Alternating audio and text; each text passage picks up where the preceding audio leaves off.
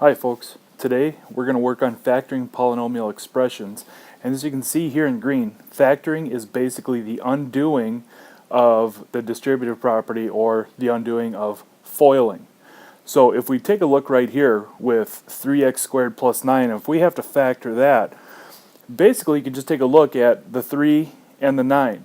Notice that they're both divisible by 3, so we can factor out a 3.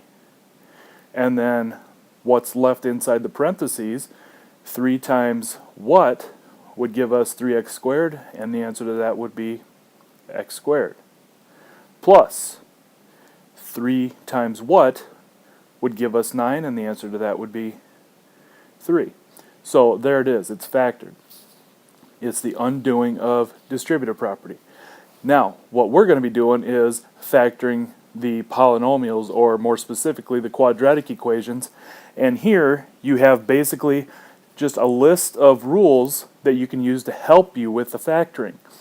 So if your polynomial equation is in the form x squared plus bx plus c, then you can break it down into two binomials that have plus plus.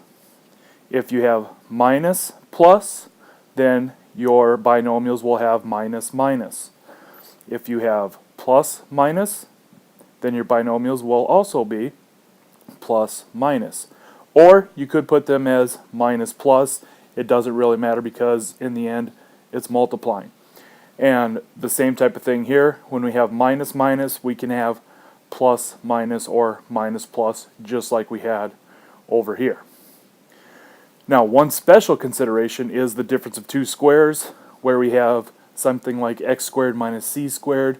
So an example of that might be x squared minus 9, where x squared is a perfect square and 9 is a perfect square. So the example for that would be an automatic plus minus, just like we have here, and the x squared would break down into x and x, and 3 and 3 would be the breakdown of 9. Now, these are things that are expected to be memorized, and that will happen in time. Just by doing these over and over and over again, they will be committed to memory. You're going to see these for the rest of the school year, so the earlier you can get them embedded in your mind, the better off you're going to be. So here, we're just going to have a couple of quick examples to show you how we go about doing this. So first off, we need to factor this, so we're just going to write down a couple of blank set of parentheses, and then we're going to take a look at our signs. So we have plus plus, so our signs inside our binomials will also be plus plus. Now, when it's just an x squared like this is right here, the breakdown is very easy. We can just break that down into x and x. So we put those here. Now the trick comes right here. We need to know the factors of 6, so what times what would give us 6, so we have 1 and 6. We also have 2 and 3. Now these numbers are going to stay as partners, and what we're looking for is which of these combinations, when we add them together, will give us this middle term. So 6 plus 1 equals 7, that's not it. 2 plus 3 is 5, that's the one. So in one set of parentheses we put the 2, and the other one the 3, and there it's done. The 3 could go here, and the 2 here. It doesn't really matter in this instance, so we're done. And you can check it if you really want to by foiling it back out. First times first would be x squared. Outsides would be plus 3x. Insides would be plus 2x. And lasts would be 6. So there it is. If we combine our like terms in the middle, we would have x squared plus 5x plus 6. So as you can see, we factored it correctly, so here is the correct answer. It's factored. So now we can maybe go a little bit quicker through this next one. So we start with our blank set of parentheses once again. we look at our signs, they're both plus, so we know our signs inside the binomials will be pluses. The x squared breaks down into x and x, and the only way we can break down a 1 would be 1 times 1. So now, do we have these two adding together to make our middle term of 2? Yes, we do. So there it is. Now, since these are basically the same thing written twice, let's get into the habit of calling that x plus 1 quantity squared.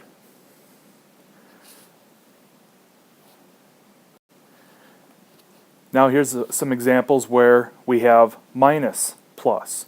So again, we still look at the signs. Those signs are the big determining factor for us. So since we have minus plus here, then we're going to go minus minus in our binomials. The x squared will break down into x and x, and then we treat this the exact same way we treated if it was plus and plus. So we break down the 3. There's only one way to break that down, and that's 1 and 3. So does 1 plus 3 equal 4?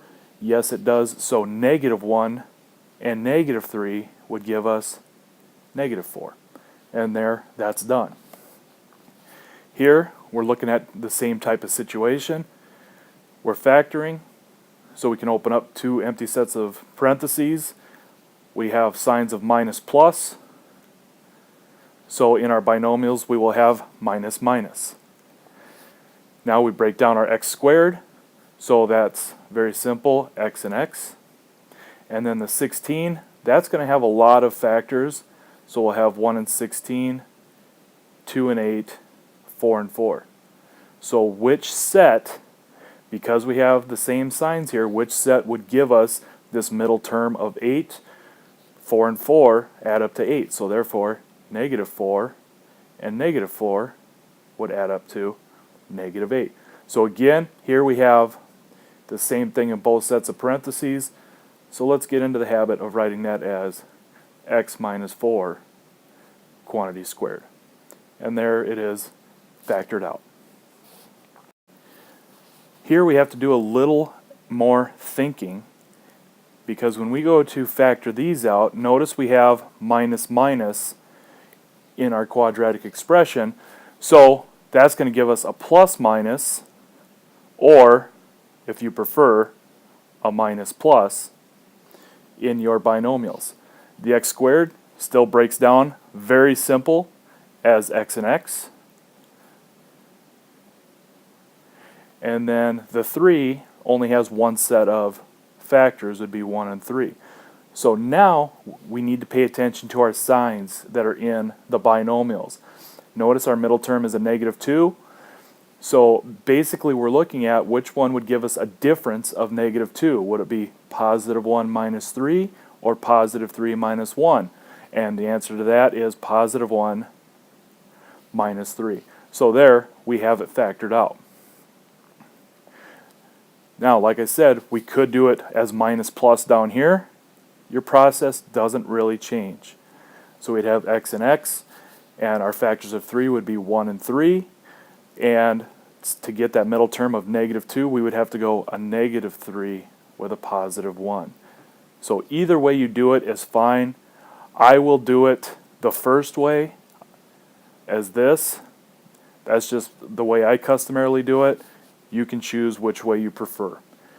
Now moving over to this next one, we're still looking at the same scenario. We have plus minus. So in our parentheses, in our binomials, we're going to have plus minus. And the x squared, the breakdown for that, very simple, x and x again. And then 14, our factors for that would be 1 and 14, or 2 and 7. And since we have opposing signs here, we need to have a difference that will give us this middle term of positive 5. So a positive 7 minus 2 will give us that middle of positive 5. And there it's broken down, it's factored.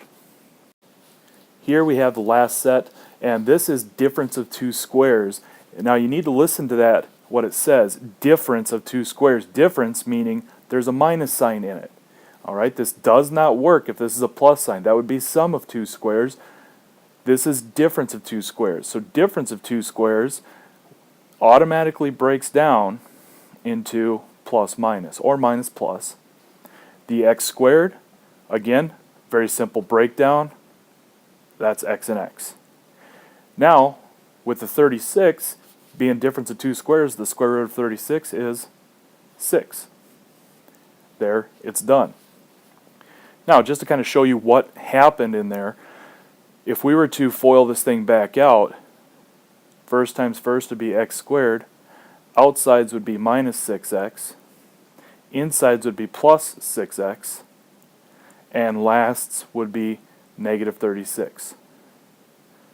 So right here, these middle terms basically cancel each other out. Negative 6x plus 6x, they're gone. So we're left with x squared minus 36. So that's how that works. That's why it's difference of two squares. Same type of thing with the next one over. X squared minus 1. This is probably the most forgotten about difference of two squares because people forget that 1 is a perfect square. But that x squared breaks down into x and x again. And the 1 breaks down into 1 and 1. So there, it's factored. So here's your assignment, page 255, numbers 3 through 23. We'll see you in class. Good luck.